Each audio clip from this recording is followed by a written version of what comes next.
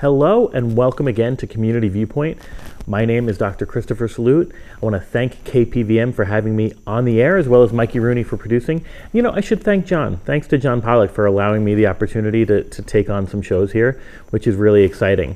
So I thought today I really wanted to have an interview with the newly formed Arts Collective of Nye County. And since I'm the president of that board, I thought that'd be kind of weird if I interviewed myself. I really did, Mikey, so that you know, think about maybe going like Sinner style, like Michael B. Jordan, and just play two characters and see if you can mash them together. But I thought probably not a good idea.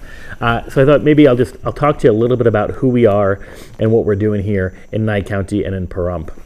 You may know the Arts Collective of Nye County by our former name, which is still our legal name, which is the Pahrump Arts Council, or Pahrump Visual and Performing Arts Council. So I took that organization over as its president a little less than 2 years ago now, and to be honest, we haven't had too much movement. We had to do a lot of cleaning up. There were some financial things that I inherited that wanted to make sure that we were all clear on. But we're ready to go, and we're really excited to engage with our community. For those who don't know what the Arts Council did and what the what the Arts Collective of Nye County wants to do, is to just be a hub of folks and resources for people who want to get into or stay into art. And that art can be just about anything. I don't really consider myself a visual artist or a performing artist. I am a writer and a poet, and so I consider that art. So anything you really consider art could be of value to us. We have folks who are into fashion, who are into visual arts, so like painting and drawing, who are into theater, music, quilting, crafting. There's a lot of different types of art that are out there. So I wanted to tell you a little bit about this organization, who I am to the organization, as I normally do, right? For those who don't know, I came to Pahrump, it was about 2 years ago, as the director of Great Basin College, and I'm really excited about that role. And when I heard that the Arts Council, now Arts Collective, was looking for just some assistance, I went to a meeting. And when I went to that meeting, I was named the president of the board, which was really exciting. And so I noticed a couple of just kind of discrepancies that we wanted to make sure that we rectified. And so we built out a brand new board, which is kind of small, and we're looking to add to that board. We built out a new website, so you could find us at artscollectiveofnyecounty.org. We'll send that to the next one, but you can definitely find us there. We also have a Facebook page as well. What we are looking for, we're looking for membership, we're looking for advisory board members, we're looking for board members, and we're looking for committee members. And the fee to join the Arts Collective is very inexpensive. It's $50 a year for most anyone, unless you're a student, which brings it down to $35 a year, or you identify as a starving artist, and nobody's going to check your income. You can just identify as one, and that also is a $35 fee. I'm not really too concerned about the fees. I'm really concerned about just getting active and engaged folks to come and be a part of it. And with more members, we can look at more programming, we can look at more grant funding, so that we can really improve Nye County, improve Pahrump, Tonopah, Beatty, Amargosa, all the folks that are involved with Nye County. So it took me a while to kind of understand what the Arts Council did, and kind of has taken me some time to figure out what the Arts Collective is going to do. And the Arts Collective plans to do a couple of things. We're already partnering with our Main Street initiative, and you've seen that show with Donna Corey talking about Main Street, and we're looking for artists who can be paid, right, to be consigned to do mural art, external art, like big metal, sculptures and things like that. We are also looking to do some art galleries, do some art auctioning. We already work with the Living Free group when they do their art auction. The galleries you see around town are ours as well, but we want to do a lot more of that. Live concerts and shows. We could even find funding to build an amphitheater here in town, but we can't really do that without you. The Arts Council that I inherited was pretty small. The Arts Collective is just a little bit bigger. We'd like to get to 50, 75, even 100 members. And being a member doesn't mean you have to be active. It could mean that you pay your fee as a supporter and come to our quarterly meetings. It could mean that you don't come to our quarterly meetings. But It could also mean that you join a committee, that you step into an advisory board role, that you even potentially consider being on our board. And we even have a few spots left in our Founding 25. Our Founding 25 are the first 25 members who really want to do more than just pay their fee and show up, who want to join committees and do all those things that our collective is looking to do. And what we're really looking to do with those members is potentially lease or buy a building, really have an arts presence here in town. So over the past 2 years, as I've kind of been working with this group, you may have noticed a couple of things that we've been working on. So number one would absolutely be our art galleries. Number two is we work with the college to put together Old West weekends and our Christmas programming, which is our Winter Oasis. But we also work with businesses in town to do Old West weekends as well. So if you're a business in town, you can get on our Old West Weekend website, and if you're featuring any sort of art or artistry, we're happy to feature you on that site. Doesn't cost anything. We're just trying to do it for the community. So you've seen a couple of things that we have done and a few of the things that we're going to do. So the next question is if there's anything that you have heard me say or have gotten excited about, I would really welcome you to message me. And you can do that at any of our email addresses that I have. So if you know my Great Basin College email address, feel free to reach out there. If not, you can always reach out to csalute@pvpac.org, which is our old email, and you can absolutely access that there, and we're coming up with some new emails as well. So who are we looking for? I've told you the type of art that we're looking for, but it really can be just about anyone. You can be an art supporter. You could be someone who likes to buy art. You could be someone who likes to create art. You can be someone with a child who's an artist, or you can be that child who's an artist, because we're also looking to build out maybe like a junior arts collective or a youth art board, which I think would be really exciting. Anyone can really benefit from this organization. Just being able to get on our mailing list, to join our Discord, to be on our website, to come to our meetings, I think is a really great benefit for anyone who's interested in art. And we mentioned a couple of things like visual art, but we've even had folks who are tattoo artists come and say that they want to join the Arts Collective. We've had slam poets come and say that they want to do the same thing. There really is no, woodworking. There's really no end to who we can invite to join, our Arts Collective. So it's about the time. It's a couple minutes left in the segment where I usually look at my guest and I say, so what do you want? What are you here for? And I think I've been pretty clear, but I want to just say it again. We are looking to get out there. We're looking to increase our membership. We're looking for people to understand what the Arts Collective is. I've posted a couple of things on our website as well as on our Facebook page that have basically said, hey, we've done all of the financial audits that we need to do because we were in pretty bad shape when I took over. We have done all of our taxes. We are in good standing with the state. We are in good standing with the Nevada Arts Council, which is where we get some funding as well. And we're in good standing with other nonprofits and 501c3s in the area, so we can kind of do some work together. So what we are now looking for, now that we've done all that and it's taken some time to do, we're now looking for people to join us. We're looking for people to join us and to be active. So again, you can join and be just a regular member and nobody will fault you for that. But we're really looking for folks to kind of roll up their sleeves and get involved. This is definitely going to be a labor of love. We have a very small group of really passionate folks who are interested, and we want to add to that passionate group. So if you're someone who wants to put on arts programming, maybe you're already doing arts programming.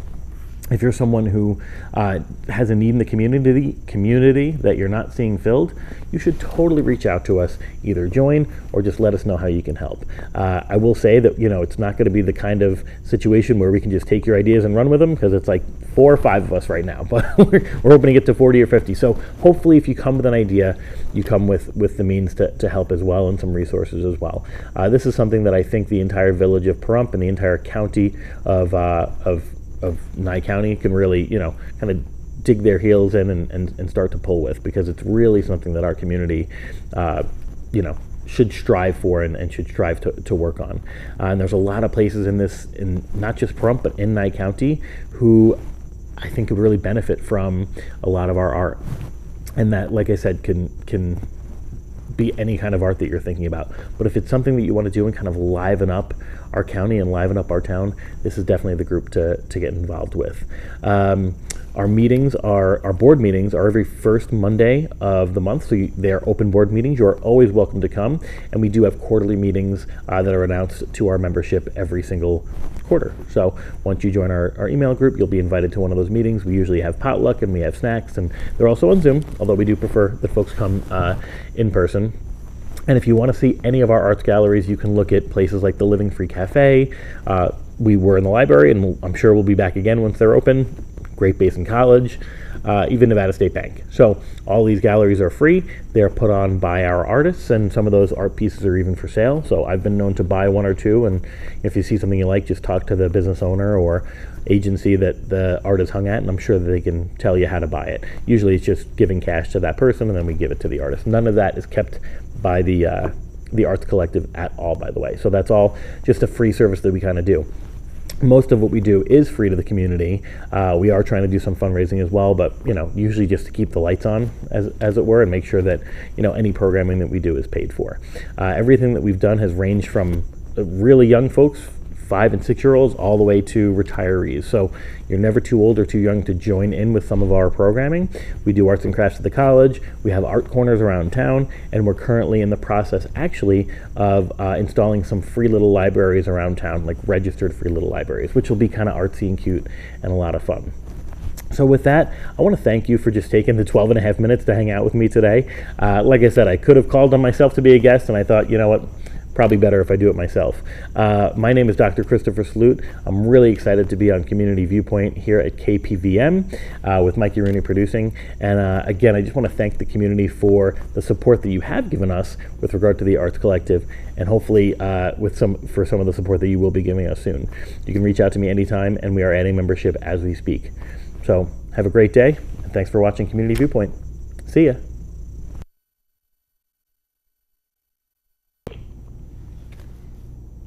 And welcome once again to Community Viewpoint. I'm John Pollock, still your host after all these years.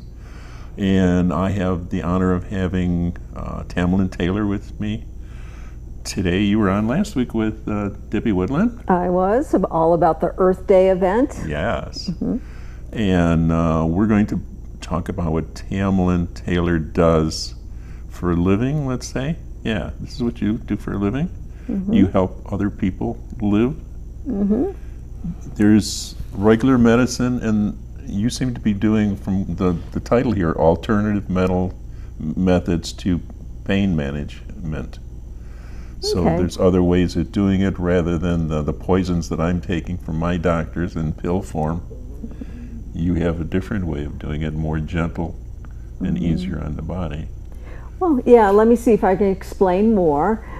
This is some of the work I do there at Nye Communities Coalition, and we have funds that are available from Funds for Resilient Nevada. And what the purpose of these funds is to help educate people about different ways of dealing with chronic pain. And so we've developed some educational tools, and one of them is this handout that he's talking about, and it has a summary of some of the different practices you can do to help alleviate chronic pain. So if you want to dive right in, there's going to be some handouts that we can work with, as well as some books, and the more we get into it, there's going to be more opportunities at the coalition for some services and resources. But let's go ahead and maybe go to the slide that shows the breath work. This breath work is the cornerstone of pretty much all that we do. We all need to breathe. But the problem is, through our daily lives with stress and everything, is we tend to breathe more in the chest area. Maybe our shoulders are hiked up towards the ears. And what we want to do is drop the shoulders down, relax the belly, so that on your inhale, your belly would actually rise up. And then on the exhale, it sinks back down. So as simple as that, just focusing on your breath, and are you doing what we call lower abdominal breathing or diaphragmatic breath, that in itself, it will help you.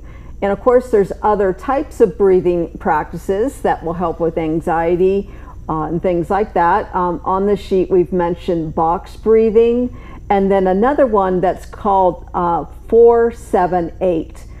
Let's look at the 4-7-8 for a moment.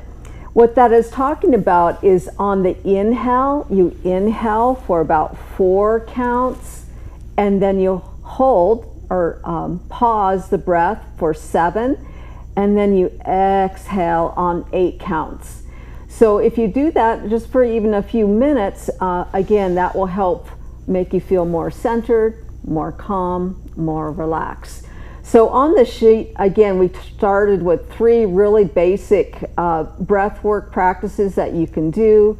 And I think that this is helpful as a place to start when you're dealing with anxiety or pain. And then maybe we should go on to the next picture that talks here about mindfulness. Mindfulness is about embracing the present moment, but doing it in a way that you're not judging the present moment, being very accepting and non-judgmental. It's a very compassionate way, perhaps, to look at yourself and things like that. So mindfulness, being in the present moment. With mindfulness, there's tons of different practices. So there could be a yoga practice, a qigong practice, a meditative practice. So this, again, goes over some ways you can bring mindfulness into your daily world. I don't know if they have it here, but even when you eat food, for instance, with your first bite, you want to really taste the food. And even before that, you want to smell the food, see the food, and all that, using all 5 senses. And with that practice, it does help. It helps you slow down. You'll absorb the nutrients in the food better. Your hormones to hunger will work better. You'll know when you're full. So again, mindfulness practices, that was just one in and around food. How about the next one? We have yoga. Yeah, I love yoga. I teach yoga in the community. In fact, I have free yoga classes at the Coalition, and you can contact me on the time I do that. This sheet just shows some different postures from yoga that are very helpful.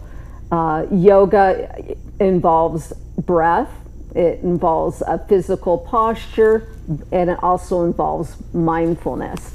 So let's go to the next one, which is basically meditation. So mindfulness is kind of the beginning level of meditation. And again, many people have trouble when you're first starting with meditation, is that you got too many thoughts going and things like that. So it's not the purpose to stop the thoughts so much, but to be in the present moment and be the witness to the thoughts. And then pretty soon those thoughts will slow down. So this sheet on meditation just gives you a way to start. It talks about your position to be in, about your breath, and all the things you can do to get started with meditation. But again, with this practice, there's books and books written on it, so there's lots of information.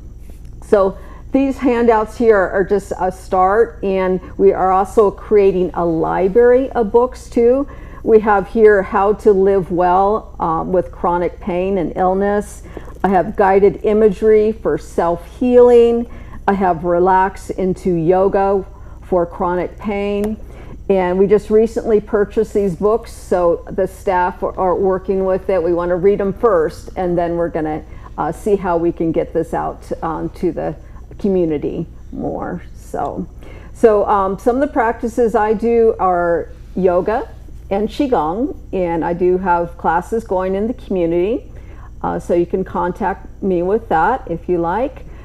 And I want to kind of pause for a moment, give John a chance. Do you have any questions about Qigong? Qigong. How do you say it? Yeah. How to say it first, maybe? How to do it. What is it? Okay. I know nothing. Qigong. I usually have to say, when you see it spelled, it's Qigong. With the Q, you usually pronounce that as a CH. So pronouncing it as Qigong. And it's exercises from the Chinese tradition. I often say it's similar to Tai Chi, because many people are familiar with Tai Chi, but it's not the same. Qigong is kind of the umbrella term for all of those types of exercises, and Tai Chi is fit underneath that umbrella. So to describe it again, it's really, you have to experience it, but I would say the way I teach it is that, again, there's a physical posture that you do, there's a mental focus, or maybe even imagery, that mental intention, and then of course you have the breath, because the breath is what helps the nervous system relax, the whole body relax, so you need the breath.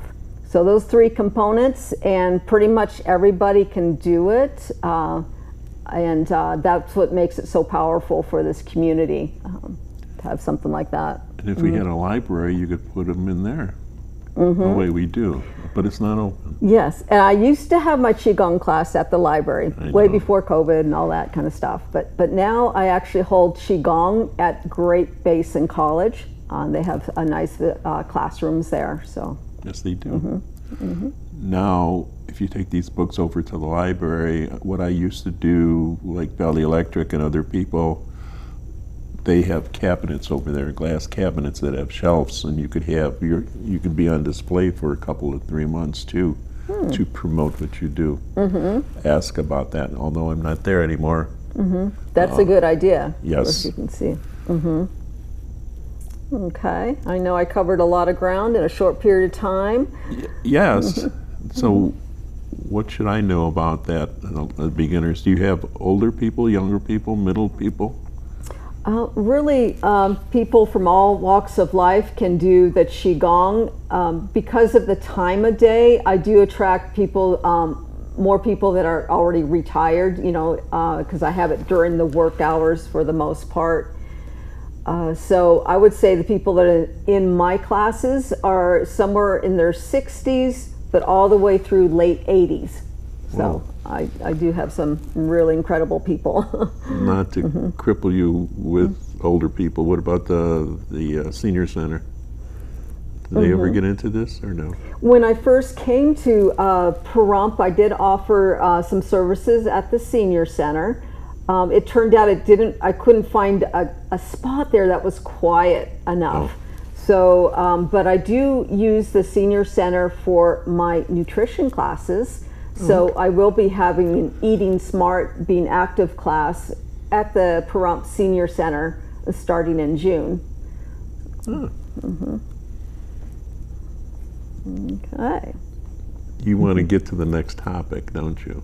Well, we do have a kind of surprise topic to me, and it's ice cream. I went out the other day, and to my surprise, we don't have one, we don't have two, we have 6 ice cream shops. That's the one, since he put it up there already, that's the one out going towards, well, Death Valley, on Bella Vista, almost out of town. Bluebell Ice Cream, I think they have. It is very good. You could pet the burros over there. And this is the one that's across the street from the Albertson Plaza. It says Thrifty on that, and I looked, there's another Thrifty ice cream. I don't think that picture made it. You can see the tattoo shop. On the left would be Karen's Pahrump Rentals. And that's the original one. That's the only corporate ice cream shop in town. You can get ice cream cakes from them too. But the Thrifty is also at the plaza that's over by Game Bird and Pahrump Valley Boulevard. There's a small plaza that's over there. Then you have, an Iceology. That didn't come out for some reason. That's where Dottie's is, where the old Death Valley Gateway Gazette office used to be on the south end of the parking lot from Saddle West. So that's Iceology. So we've got an overabundance of ice cream parlors. So go get it, folks. It's going to get hot. Thank you, Tamlin. Yep, very welcome. And thank you for stopping by too. Go get some ice cream now.